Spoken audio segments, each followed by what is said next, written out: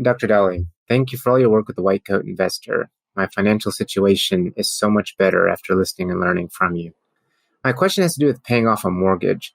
We're currently debt-free except for the mortgage on our primary home. It's worth about $1.1 million and we owe about $700,000.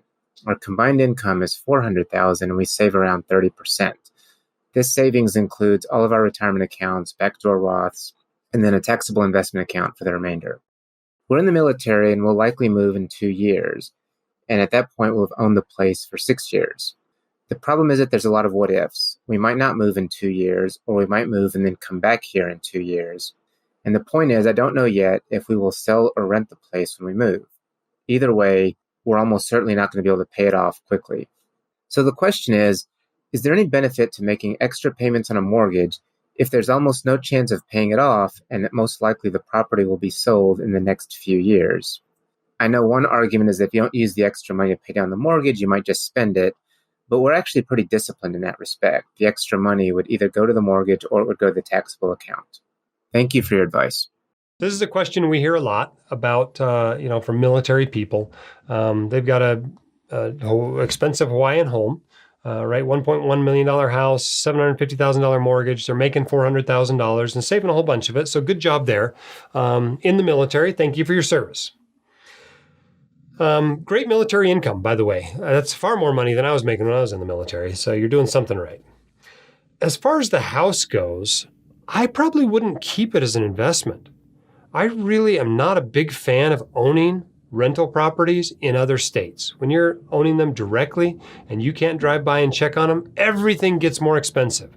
And I can't imagine how much more expensive it is when you are located in Guam and the house is in Hawaii, or you are located in Florida or England and the house is in Hawaii, right? I mean, this is just a massive, massive hassle. I'm not sure why military people think this is a good idea.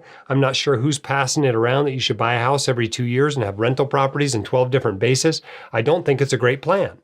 I think you're probably better off most of the time not even buying until you get out of the military.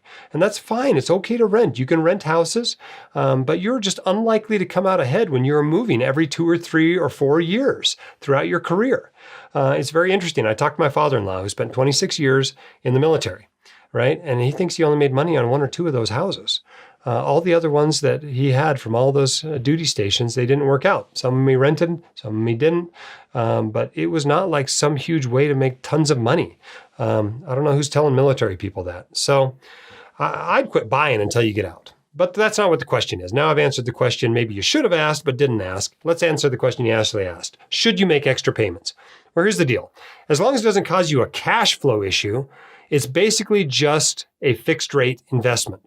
It's going to give you a guaranteed return at your effective after-tax interest rate.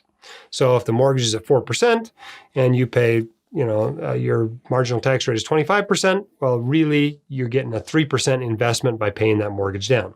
If that's attractive, pay it off. If it's not attractive and you have better use for your money, you got 8% student loans or something, put the money there. But when you sell the house, you get the money back. It's not like it's locked in the house forever. If you don't sell, more of each payment that you make goes toward principal instead of interest. So that's a good thing too. This is not something that you have to do one way or the other. You can do it either way. Both are reasonable things to do. If you want to deleverage your life a little bit, if a fixed 2 or 3% return is attractive to you at this point in your life, then go ahead and pay it down. If it's not, that's okay to use that money to max out your retirement accounts or even invest in other real estate or mutual funds. If you want your questions answered by the White Coat Investor, record your question at whitecoatinvestor.com/YQA or click the link in the description.